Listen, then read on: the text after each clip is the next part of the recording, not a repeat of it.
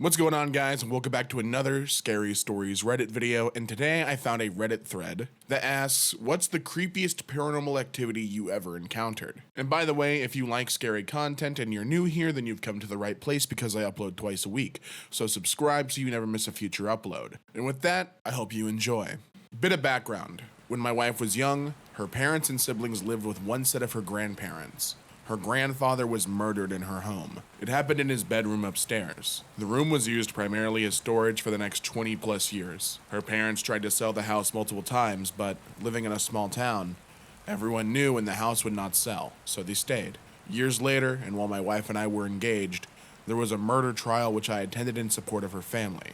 I saw the crime scene photos. Important later. Another few years, we had 2 kids. The oldest was 6 at the time. My wife's family does not talk about the murder, and our kids do not know about the murder to this day. My father-in-law decided he wanted the room where the murder happened to be a hangout for the grandkids when the family was in town. He put sleeping bags and a TV in the room ahead of a holiday days-long get-together.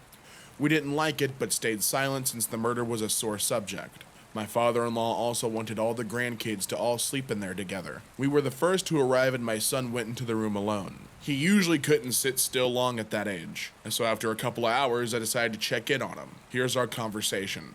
During the whole conversation he was still and rigid and would not look away from the TV. "Hey buddy, is everything okay up here?" "Yeah." "Okay, have fun." "Daddy, do I have to sleep in here?" "I don't want to." "Why not?" "I'm not alone." Every hair on my body stood up. "Well, yeah, I'm here with you, buddy." "No, there's someone in here with us." "Are they nice? Mean? A grown-up? A kid?" "A grown-up." "What are they doing right now?" "They're watching you." "You've never said anything like this at your grandparents' house before, and you've been here a lot." "They don't leave this room, and I've never been in here before." "Where are they now?" Without looking away from the TV, he points to the far corner where his great-grandfather was murdered and said, "They're standing over there. They don't move much." "Okay, buddy, you don't have to stay in here." And he left the room with me. My dad worked in security. I got into it after he passed. One night I was called on my night off. They needed someone to go fill in on another site. I never worked the site before, but hey, overtime. I accepted. It was one of my dad's old sites. So it's about 0200. I'm doing a round. I enter one of the buildings and I think I see someone moving up ahead. It is 0200 and the building is locked. There shouldn't be anyone in there. I quietly close the door behind me and creep up for a closer look. At the end of the hall is a security guard, which is odd as I am the only guard on duty at the time. So I'm eyeing this guy and I notice the uniform. It's for a company that doesn't exist anymore. In fact, it's for the company my dad worked for when he was at this site. So it hits me that it is my dad. I'm standing there watching him. He's apparently doing a round of the building I'm patrolling. So I watch him. He looks directly at me as if he could see me. He looks at me for about 30 seconds or so. He then turns the corner. I run to catch up with him, but he was gone. Almost 2 years later, I still swear I actually saw him that night. I don't know if it was a ghost, if I was hallucinating because it was one of his old posts and I was emotional, or maybe somehow time loops exist and I actually saw him working the site in the past. I don't know. But every time I have a night off, they can't find anyone to fill in, I jump at it. No longer for the overtime, but with the hope that whatever happened that first time happens again. I have filled in there over 20 times since that encounter and I haven't seen anything since. In high school, I was babysitting for a single mom and her 2 kids. It was the middle of winter, and when I arrived it was already pitch black out. Around like 6 p.m., she lived in a duplex. While I was standing in the living room with her and her girls talking about how the rest of the night would go, a little boy in full snow gear came in through her front door, stopped through the living room past us, and headed downstairs to the basement. The mom never even looked at him or stopped talking. The girls didn't make any acknowledgement that they saw him.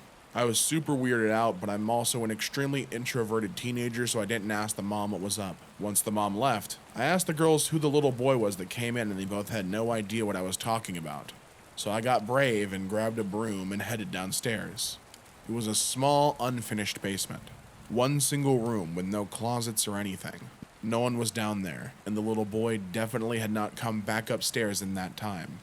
I worked in an elderly care home doing night shift. A lady named Elizabeth who had Alzheimer's came down, which was scary in itself and her long nightly. She told me all about living in Sheffield, her parents, and her love of church music. I had to go check everyone and do some toileting, not a huge home, about 12 residents. When I got to her room, she shared with another lady, I found Elizabeth in bed, passed away. To this day, I don't know if I'd sat chatting to her ghost or if she'd gone back to bed and died. I spent the rest of the night sitting by the phone, frozen. Ex-husband's family owns a massive farmhouse that was built in the late 1800s and has been passed down through generations. They inherited from a pair of bachelor brothers and their sister, Aunt Kate.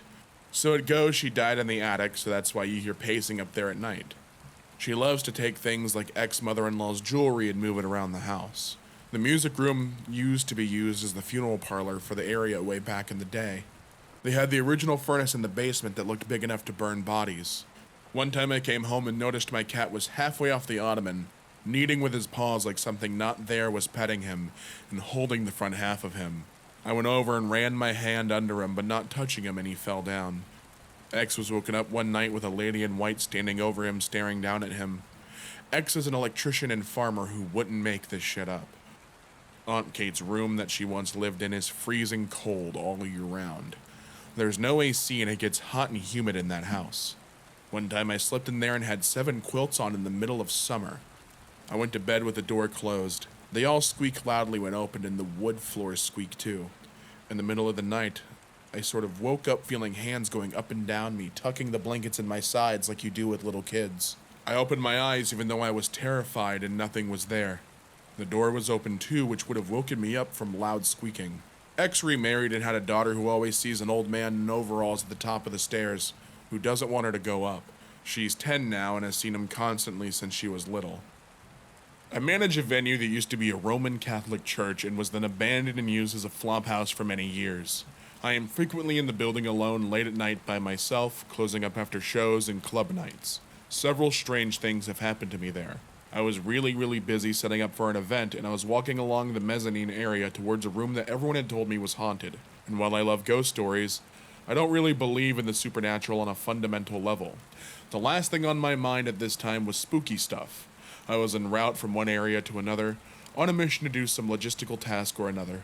I paused at the railing, and suddenly I felt the sensation of being grabbed hard around the ankle, as though from below, which made no sense as it was a 25-foot drop down to the main floor. I leapt backwards and started shaking my leg, and looked everywhere, but saw nothing. I was taking a meeting in broad daylight with a collaborator. We were sitting on a plush couch in the middle of the space, enjoying our conversation about a potential series of events we could do. Because it was a business meeting, I left one cushion of space between him and myself on the couch. Suddenly, mid-sentence, I felt the distinct sensation of someone walking up to us, and then sitting directly between us. We both paused and just stared at the cushion, which was moving. There was an impression as though someone had sat down, and there was a palpable energy and tension in the air. It felt for all the world as though an invisible person was sitting right there. We sat frozen in silence for about 30 seconds, which is actually a long time in the middle of a business meeting, staring at the cushion, until I finally waved my arms through the space in exasperation and laughed. We were both confused and shaken and ended the meeting quickly. I had to supervise a group who was rehearsing in the space. I was hungover and got in the morning, led in the group, and went upstairs into a secluded area to take a nap on the couch and wait out my shift. Mid-nap, I woke up suddenly and heard someone slowly descending the stairs from the bell tower. I froze and kept my eyes closed, thinking it was someone from the rehearsing group and I just wanted them to go away. The footsteps drew closer, and I heard what sounded like a man muttering to himself under his breath. As he leaned over me and grasped my hip hard, he squeezed it until it hurt. I let out a yell and opened my eyes, but there was nobody there. Probably just sleep paralysis, but very odd. I've never had a sleep paralysis incident before. Multiple instances of seeing figures in the mirror, hearing doors slam, etc. People calling my name from distant corners when I'm there by myself. The custodian once told me she refuses to clean at night anymore since she heard someone quietly praying in the confessional at 3 a.m. Everyone likes to claim it's the ghosts of all these Irish Catholic priests and their parishioners. But in my opinion, the many years the church sat empty and desolate as a last resort shelter for drug addicts and prostitutes is the more likely window of time where people would have died desperate, lost, and in pain. I've had a few supernatural experiences, but the one I usually go to is when I worked in a supermarket. I grew up in a farm town, and the only place to get groceries beside the grossly overpriced Shopko on the edge of town was the family-owned supermarket, Robertson's. The Robertson family was very active in the community, but also had a reputation from miserly to straight-up evil depending on who you asked. If you asked me and the rest of the bag boys, Robertson's had a dark aura around it. Many features contributed, like the vaulted ceilings in the back rooms, the creaking floors in the upstairs offices, and the door hidden behind a pile of old shelves that seemed to lead under the loading dock. The worst was the patriarch of the Robertsons, Blaine. He was too old to handle the business decisions, but he was too stubborn to let his toupee-toting son take it out of his hands. So he spent his days shuffling around the floor, antagonizing the bag boys at every turn. He'd chastise us for clocking in more than 1 minute early. He'd chastise us for standing at the clock with a minute left in our shift. He'd chastise us for our laziness the second we weren't actively moving items. I always joked that Blaine was a vampire. He just refuses to die. Why else is there never a call over the intercom for kids who lost their parents? One night, my suspicions were reinforced. Blaine had shown up about 9 to take care of some office work upstairs. With all of our closing duties done, my partner for the night and I lollygagged into the stockroom, right at the foot of the office stairs. When 10 rolled around and it was time to close, I figured I'd let Blaine know we were locking up. I stared up the stairs and suddenly noticed it was dark.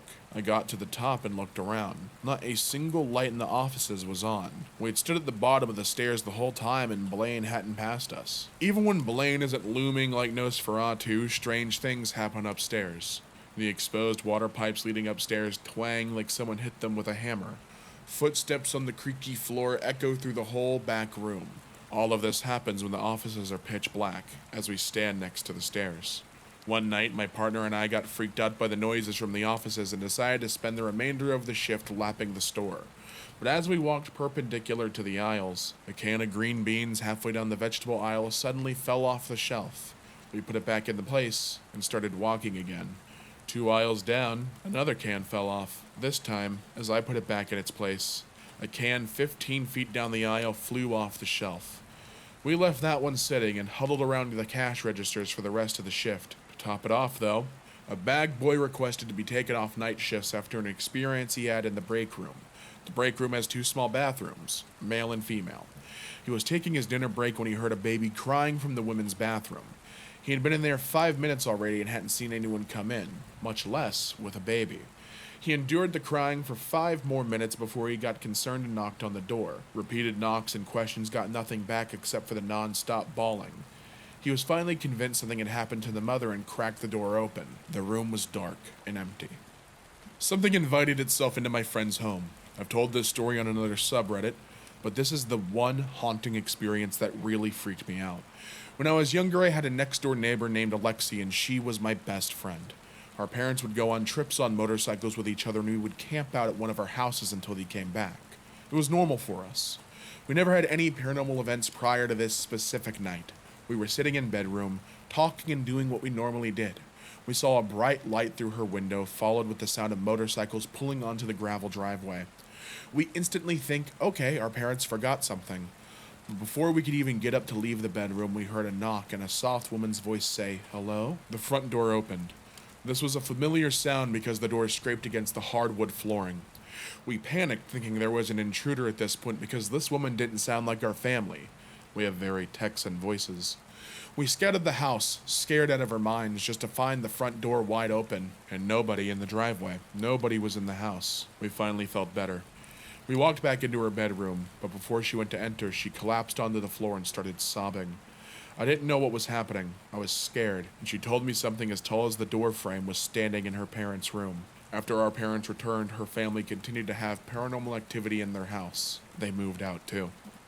I know it sounds like something straight out of a movie, but it's 100% what happened to me about 24 years ago.